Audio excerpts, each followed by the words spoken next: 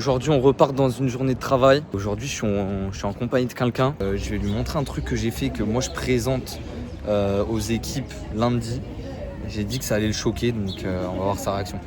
Franchement c'est assez incroyable, je pense qu'il sera surpris ton DG. Tu t'as montré à la communauté quand même? Non, j'ai pas montré, je peux pas. C'est assez incroyable. On va dire que c'est dans une optique de faire gagner du temps aux équipes commerciales.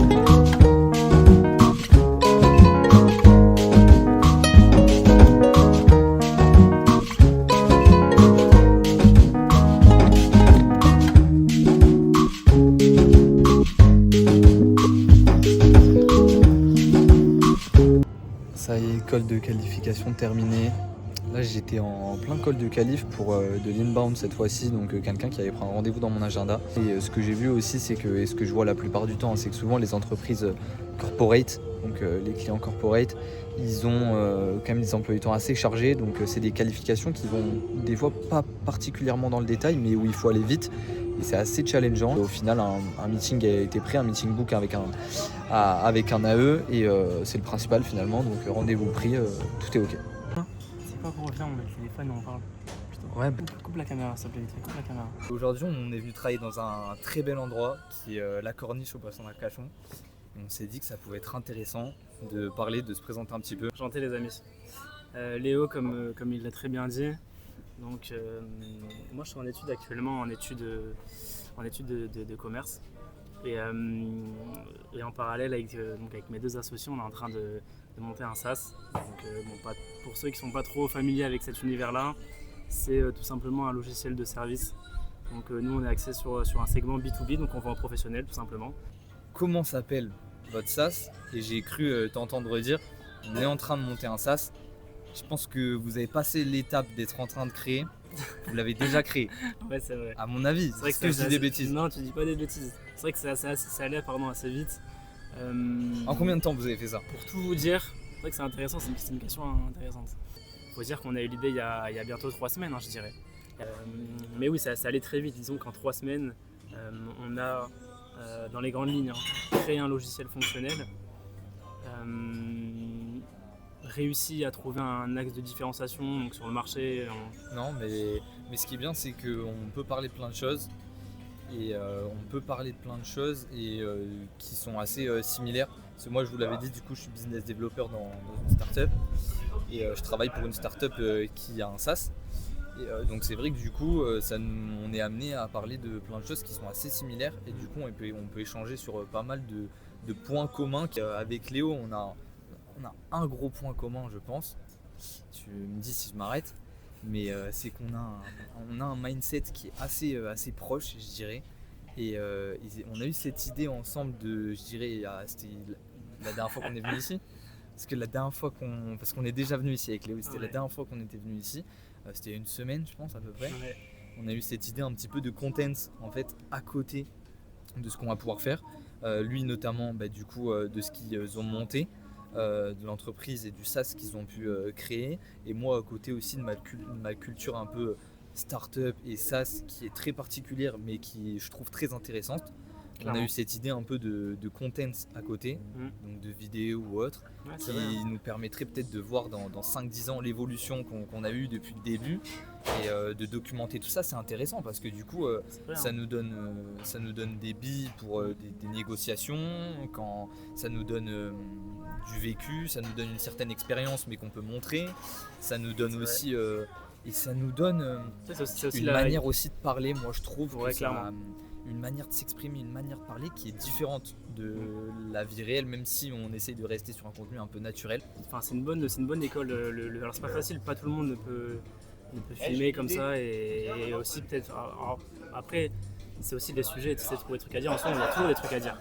Tu vois, on est là, on a allumé le téléphone, on savait pas trop quoi dire à la base. On improvise. En soi, après, ça va tout seul, mais c'est vrai que nous, pour le coup, c'est la première fois qu'on fait ça. C'est la première fois qu'on se filme, qu'on a un téléphone. En fait, il faut dire que là, par exemple, ce qu'on fait, ça fait très contenu, très réseaux sociaux. Mais en soi, lui surtout, moi un peu moins. Mais on va dire que les réseaux sociaux, on n'y est pas énormément. Non, ouais, c'est vrai. On n'est pas des personnes qui sont Non, c'est actives sur les réseaux sociaux, on est en dehors de ça. Mais par contre, cette histoire un peu de content, mais en fait reliée à quelque chose qui nous intéresse, donc notre vie professionnelle et nos projets, ça par contre, ça nous intéresse de fou. Clairement. Parce que nous, en vrai, ce qu'on cherche, pour être très honnête, hein, c'est pas d'aller, on va dire, chercher à faire, à se rémunérer sur ces plateformes-là. Clairement, on n'a pas un objectif, on va dire, monétaire à ce sujet-là. En vrai, c'est surtout pour, on va dire, entamer une certaine discipline, tu sais, de... Moi, j'aimerais bien que ça soit source un peu source d'opportunités et d'apprentissage aussi. Ouais. Comme tu dis, on se rend compte que c'est pas si compliqué. Et peut-être que ça va être comme tu l'as dit très bien tout à l'heure. Ce qui est le plus dur dans le lancement d'une entreprise, c'est le premier pas. Et ben là, le content, c'est pareil, c'est quelque chose qu'on connaît pas de base. Ce qui est le plus dur de dire, c'est le premier pas. Même. Bon, allez, on va continuer de travailler. Allez, bisous.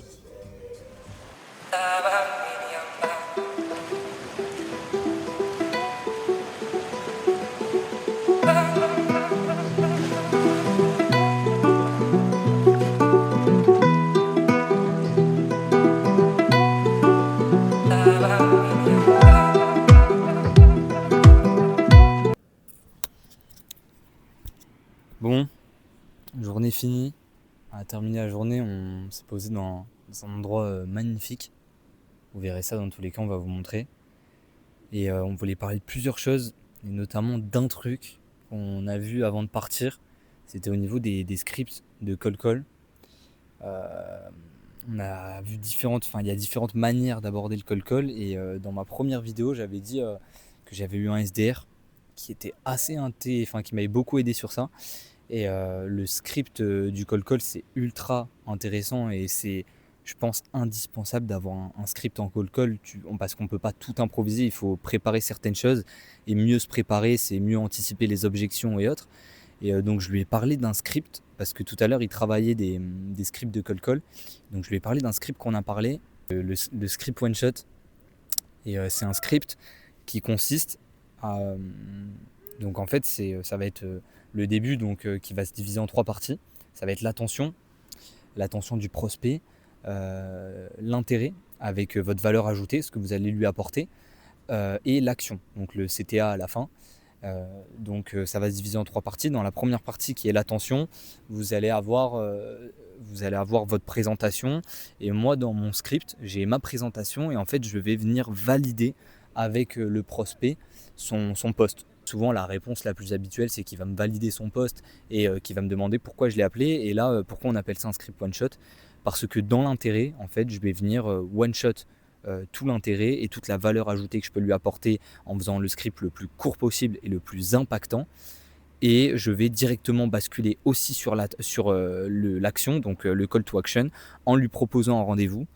Bien sûr, une proposition fermée, donc pas ouverte, pas une proposition du style est-ce que vous avez des disponibilités, parce que ça peut laisser place à trop d'objections, mais plutôt une proposition fermée du style c'est la raison pour laquelle je vous appelle pour vous proposer un rendez-vous cette semaine ou la semaine prochaine. Qu'est-ce que vous préférez? Qu'est-ce que vous en pensez? Voilà, une proposition fermée. Donc, qui vous cible, etc. Mais dans l'idée, dans le fond, la structure de l'appel, de cette idée en tout cas est pas mal. J'avais eu un truc assez intéressant. Il faudrait que j'arrive à bien le synthétiser pour pas que ça soit trop long et pour pas dire de la merde. Mais j'avais entendu quelqu'un, je ne sais plus qui, parler d'un truc. Je sais pas si je t'en avais parlé, peut-être. Non, je ne t'en avais pas parlé, mais assez intéressant. C'était dans les relations et je trouve que ça marche aussi dans l'entrepreneuriat, ces choses-là. Des fois, en fait, ta vie, c'est ta vie et c'est comme si tu avais un jardin. Okay. Donc, tu as ta maison et tu as ton jardin et ta vie, c'est ton jardin et tu as des gens qui vont rentrer dans le jardin. T'en as qui vont passer par le jardin, y rentrer. T'en as qui vont... Toi, tu vas t'en occuper de ton jardin, planter des fleurs, en replanter d'autres. Il y a des gens qui vont venir planter des fleurs dans le jardin. Il y en a qui vont venir les détruire. Et un peu comme dans les relations, un peu comme dans certaines relations où tu sais, tu cours après quelque chose qui te fait du mal, mais tu restes dedans. Les gens qui vont détruire tes fleurs, des fois, tu les retiens. Tu les retiens dans ton jardin. Okay. Mais en fait, ce qu'il faut surtout retenir, c'est que quand tu retiens quelqu'un dans ton jardin, ou alors ça peut se voir avec, par exemple, un taf. si vous restez dans un taf qui vous fait du mal, mais vous vous dites que c'est votre seule solution, et ben, si on voit la métaphore du jardin, si tu retiens quelqu'un ou que tu restes dans un taf, tu fermes les portes de ton jardin pour retenir cette personne. Pour garder ce taf, tu fermes les portes de ton jardin. Mais du coup, comme elles sont fermées, tu empêches d'autres personnes d'entrer. Ou alors, si on voit ça au niveau de l'entrepreneuriat et du travail, tu empêches d'autres opportunités de venir à toi. Et du coup, c'est assez intéressant parce que moi, par exemple, avant de rentrer dans ma startup, j'étais dans une autre entreprise qui était très cool et je voulais tout faire. Pendant 1 an, j'ai tout fait pour continuer dans cette entreprise et pour aller au siège de cette entreprise pour essayer de voir d'autres choses, mais pour continuer. Je me suis pris un refus et j'ai longtemps été très déçu et je l'ai pris mal et je me suis demandé pourquoi, parce que je faisais tout bien dans cette entreprise. Et finalement, quand je l'ai accepté, j'ai recherché du coup d'autres entreprises. Ça m'a ouvert, j'ai ouvert mon jardin. Et là, je suis tombé sur l'opportunité de la startup avec laquelle je suis aujourd'hui et où sincèrement, j'apprends peut-être 1000 fois plus que ce que j'apprenais avant. Tu vois ce que je veux dire ? Ouais, tu te fermes pas de porte. Un peu longue la métaphore, mais pas mal. Intéressante sur le fond. Enfin bref. Là, on fera une pause. Hein. Ouais, c'est ça. Vous voyez comment elle a agité la mer, pardon ?